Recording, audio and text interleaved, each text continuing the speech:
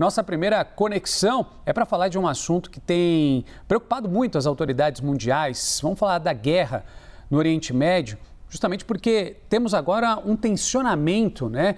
E um tensionamento que traz mais hostilidades, mais ataques e, infelizmente, mais vítimas. Estados Unidos e Irã trocaram ataques pelo segundo dia consecutivo. Isso depois que Donald Trump disse que o acordo de cessar-fogo simplesmente acabou. A ofensiva americana atingiu mais de 170 alvos no país. O presidente americano alertou que os disparos vão piorar se Teherã atacar mais navios ali na região do Estreito de Hormuz. Assunto para o nosso analista sênior de internacional, Américo Martins, que já aparece aqui na nossa companhia.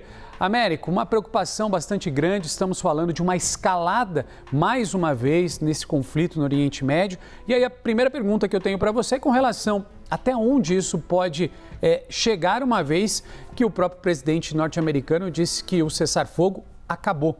Bem-vindo, bom trabalho para você. Obrigado, Renan. Muito bom dia para você, bom dia para todo mundo que está com a gente.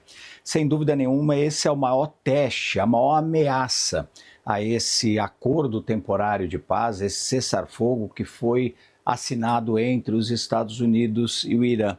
Parte dos problemas que nós estamos vendo acontecer agora vem justamente da forma como esse acordo temporário foi negociado, porque ele foi muito pouco explícito em alguns pontos do que cada lado deveria fazer, dizendo basicamente que eles teriam 60 dias para negociar um acordo que fosse definitivo e deixando várias questões que eram centrais, que eram cruciais de lado, para que os negociadores pudessem conversar nesses 60 dias. Mas como você não tem a menor confiança entre Estados Unidos e Irã, as possibilidades de ataques como esses que nós estamos assistindo eram enormes. E tudo isso está se confirmando, Renan. O que está acontecendo? Pela segunda madrugada consecutiva, nós tivemos uma troca pesada de ataques entre os Estados Unidos e o Irã. Tudo começou lá na terça-feira, quando o Irã atingiu 3 embarcações que tentavam passar pelo Estreito de Hormuz por uma rota que não era a rota pré-determinada pelos iranianos, justamente um ponto que poderia estar naquele acordo temporário de paz e não estava.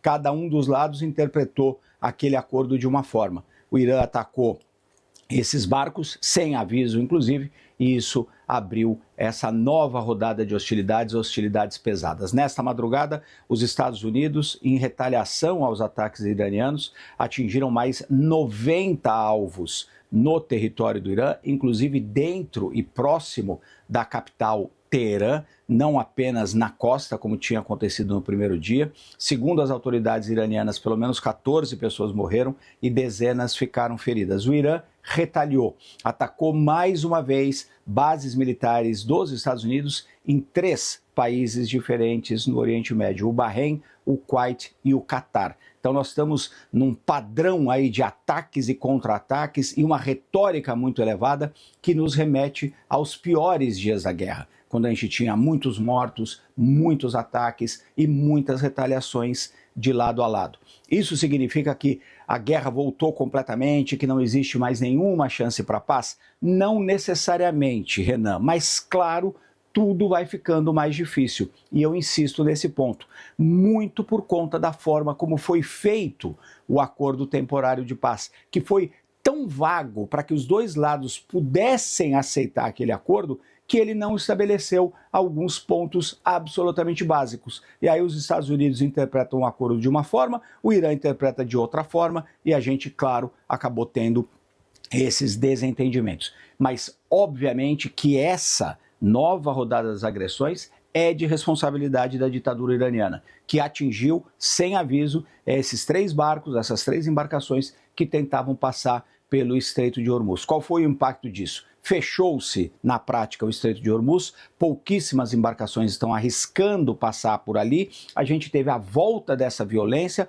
muitas dúvidas sobre o futuro da negociação de paz, com o próprio presidente Donald Trump dizendo que, pessoalmente, para ele, as negociações acabaram e que ele não sabe nem se é vantagem para os Estados Unidos continuar negociando com pessoas que ele chamou de doentes e de muito violentas, se referindo à liderança do Irã, e o Irã também adotando uma retórica e ações muito violentas. Então, infelizmente, Renan, nós temos muito mais questões, muito mais dúvidas com relação à possibilidade da retomada das negociações e uma saída pacífica do que respostas neste momento. Enquanto isso, claro, com retaliações e contra-ataques, a gente só vê a violência aumentar, inclusive com muitas pessoas morrendo. Agora, Américo, hoje termina o funeral do líder supremo do Irã, o Ayatollah Ali Khamenei. O novo líder supremo, Mojtaba Khamenei, filho, de Ali Khamenei, pode marcar presença na cerimônia. Aliás, essa é a grande expectativa, Todo mundo quer saber se de fato ele irá fazer uma aparição pública, porque até agora, nada. Exatamente, Renan. Essa é uma excelente pergunta, é um grande ponto, um ponto muito importante que tem impacto, claro, também na guerra e na possibilidade de uma negociação de paz. Hoje, o Ali Khamenei, que foi o líder supremo do Irã, foi morto logo no primeiro dia dos ataques, vai ser sepultado na sua cidade natal, Mashhad. Isso depois de 5 dias de cerimônias fúnebres em homenagem ao líder morto. O seu sucessor e filho, o Mojtaba Khamenei, não apareceu até agora em público nem em vídeo desde que ele assumiu o cargo de líder supremo do país. Hoje, nesse sepultamento, seria uma oportunidade para ele finalmente aparecer, tentar ganhar mais legitimidade junto ao próprio povo iraniano e mostrar quem de fato está no comando no país. Existem muitas versões, Renan, de que o Mojtaba Khamenei ficou gravemente ferido naqueles ataques que mataram o pai dele, a mãe dele e a mulher dele. E ele teria ficado gravemente ferido e por isso não estaria aparecendo em público. Hoje seria no funeral do próprio pai, na transição oficial aí de poder do pai para ele, seria um momento propício, talvez, para ele aparecer, para ele dissipar essas dúvidas e para ele tentar ganhar legitimidade junto ao povo iraniano. Mas não existe nenhuma confirmação de que isso vai acontecer. E se ele não aparecer em público, Renan, o que isso significa? Em primeiro lugar, muito provavelmente vai indicar que ele de fato foi ferido, de fato está tendo algumas dificuldades de saúde. Mas muito mais importante do que isso, vai levantar dúvidas sérias sobre quem de fato está no comando no Irã. Quem de fato está dando as cartas, quem tem a palavra final no governo iraniano, que é, no final das contas, uma ditadura teocrática que tem como chefe principal o seu líder supremo. Se esse líder supremo não aparece em público, não aparece em momentos tão importantes como o sepultamento do seu pai e do líder anterior, isso aumenta muito as dúvidas sobre quem de fato dá as cartas em Teherã. Américo Martins, nosso analista de internacional, nos ajudando a entender os movimentos, essa escalada de violência e, claro, também todos os movimentos que existem nesse velório de Ali Khamenei, se de fato Mojtaba irá aparecer ou não, tudo isso tem um significado bastante importante, não só para o Irã, mas também para aliados e, claro, para países como, por exemplo, os Estados Unidos. O Américo daqui a pouco volta para nos ajudar a entender mais tudo o que vem acontecendo no Oriente Médio. A gente traz para vocês agora imagens ao vivo do funeral do Ayatollah Ali Khamenei no Irã. Dá uma olhadinha nas imagens. Essas são imagens ao vivo de Mashhad, no Irã. Centenas e centenas de milhares de pessoas seguem acompanhando o cortejo. O corpo do líder supremo chegou agora há pouco à cidade de Mashhad, onde vai ser sepultado. O Américo já tinha adiantado para a gente, esse cortejo fúnebre deve começar por volta das 7h30 da manhã. Daqui mais ou menos uma hora, horário de Brasília, 7h30, milhares de iranianos se reúnem nessas ruas com bandeiras, como a gente consegue ver, do país, e também trazendo cartazes com imagens de Ali Khamenei. A gente segue atualizando para vocês esse que é o último dia de cortejo e também o funeral de Ali Khamenei chegando em Mashhad, no Irã.